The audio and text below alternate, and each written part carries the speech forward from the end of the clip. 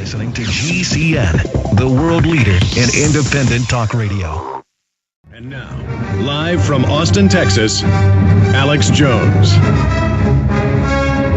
We are joined for the next hour by John Perkins. We will have open phones, but specifically for questions for him on the economy, on how the international banking cartel operates, on the things they do. We are simulcasting at prisonplanet.tv right now.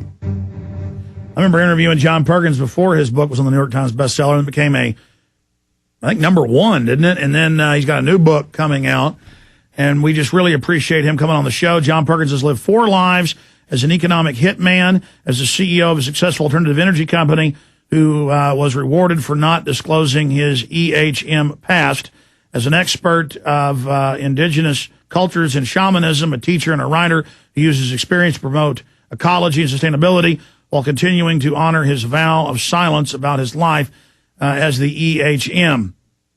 And it just goes on from there. You know, John Perkins, it's probably better since you haven't been on with us in a few years.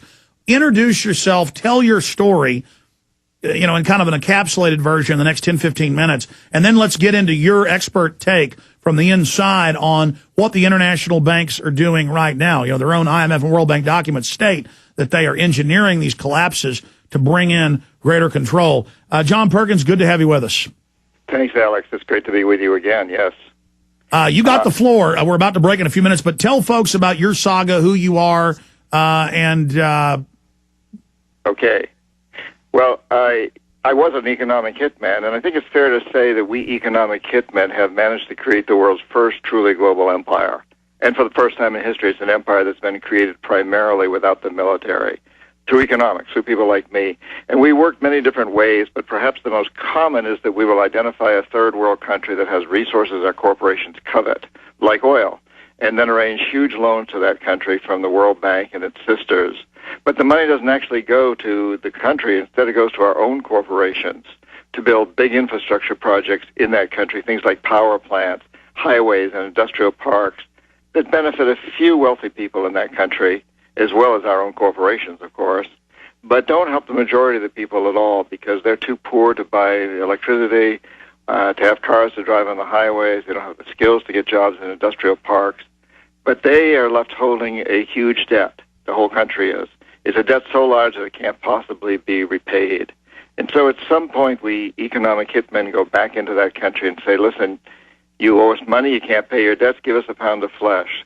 Sell your oil real cheap to our oil companies, or vote with us on a United Nations vote that's critical, or send troops in support of ours to someplace in the world like Iraq. And on the few occasions when we economic hitmen fail, Alex, and I talk in my books about how I failed with Jaime Roldos, president of Ecuador, and Omar Torrijos of Panama. When we fail, then the jackals go in. And these are people that either overthrow governments or assassinate their leaders. Because I couldn't bring Roldos of Ecuador and Torrijos of Panama around, I couldn't get them to accept these large, onerous loans. Both of them were assassinated by CIA-sponsored jackals. And on the few occasions when the jackals also fail, which is what happened in Iraq with Saddam Hussein, that both the economic hitmen and the jackals were unable to get through to Saddam Hussein, on those few occasions, then and only then do we send in the military. And so we have this empire today. It's a global empire that's been created pretty secretly because most of us aren't aware that this sort of thing is going on. And it's the world's first truly global empire, been created primarily without the military and in secret. Well, John Perkins, when we come back after this quick break, let's get into, you know, kind of encapsulating the Economic Hitman book that is very important for folks to get and read, and your experience inside the system so people know the past in a little bit more detail and how they recruited you, how they operate, and then we'll look forward to what's happening currently today with John Perkins. Confessions of an Economic Hitman is our guest. JohnPerkins.org is the website. I'm Alex Jones. Our sites are Infowars.com and PrisonPlanet.com because these bankers, these oligarchs are creating a global prison planet. That's the whole goal of this thing. We'll talk about it with John Perkins on the other side. Stay with us. The good old folks at New Silver Solution. And the website is supernaturalsilver.com. supernaturalsilver.com. This is something that kills bacteria, viruses, you name it, well documented. They've got it down to a super small nano-sized particle. Supernaturalsilver.com. Check them out at Infowars.com. Supernaturalsilver.com. All right, ladies and gentlemen, we are live for stations that just joined us. We're now into our second segment with John Perkins, New York Times bestselling author of Confessions of an Economic Hitman. And John Perkins, johnperkins.org. Reintroduce yourself for some stations that just joined us. Recap, basically your life, how you got involved working for the big international banks in the takeovers of countries, and secondarily, what was it like when you wrote your book? Did you know it'd be a number one bestseller? What has it been like since then? And then let's move into your expertise on how the world really works. In view of what's happening currently with the globalist takeover to the banking system. Okay, Alex, I'd be happy to do that. And incidentally, the answer to the last question about what's going on now, I have a new book coming out in early November, which addresses that. Its working title is Hoodwinked. I don't know whether that'll be the final title, but I'd really encourage people to subscribe to my newsletter. Just go to johnperkins.org, newsletter, sign-up list, and sign on, and we'll let them know when the book's out and what the title, because it goes into these subjects. I was recruited by the National Security Agency, the nation's largest and most secretive spy organization, back while I was my last year in college in Boston. I went through a whole series of lie detector tests and other tests, and they determined that I would make a good economic hitman, and they also found that I had several hooks that they could use to really encourage me to come in. I think that three big drugs of our culture, I was kind of hooked on sex, power, and those are the big ones: sex, power, and money. And they determined all that, and that they could get me into the fold. It's a long story. It's written up in Confessions in some detail, but eventually I ended up working for a private organization, Charles T. Main. I became their chief economist, and all of this sort of work now is done not through employees of the government directly, but through outside consultants, through it's farmed out to other companies, so the government isn't actually playing any active role. So if I ever get caught, they wouldn't blame the government; they would just blame another dirty business.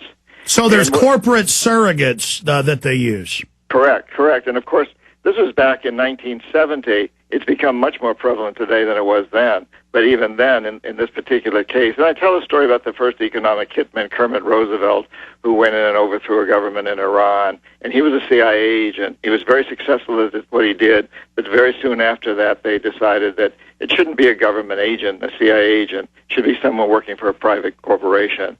So that's where I came in. And my job really was to corrupt presidents and other top officials of countries that had resources that our corporations covet, oil being one of the biggest ones, but there are many others also, and to really corrupt these people, to get them to accept huge loans for their countries, loans that would basically bankrupt the country, wouldn't be used to really help the majority of the people, would be used to hire U.S. corporations to build big infrastructure projects like power plants in their country that would help a few wealthy families who own the big industries and the commercial establishments. But the whole country would be left holding a huge debt they couldn't repay. So at some point we go back in and say, since you can't repay your debts, give us your oil real cheap, or vote with us on the next UN vote, or something like that. And when we weren't successful, and I mentioned in the book my situation in Ecuador with the president there, and also in Panama, I was not able to corrupt those two men, Roldos and Torrijos, and so they were taken out. They were assassinated by CIA-sponsored jackals. Once again, contract consultants, security consultants who are contracted assassins, not directly by the CIA. And in that way, we've really managed to create this empire.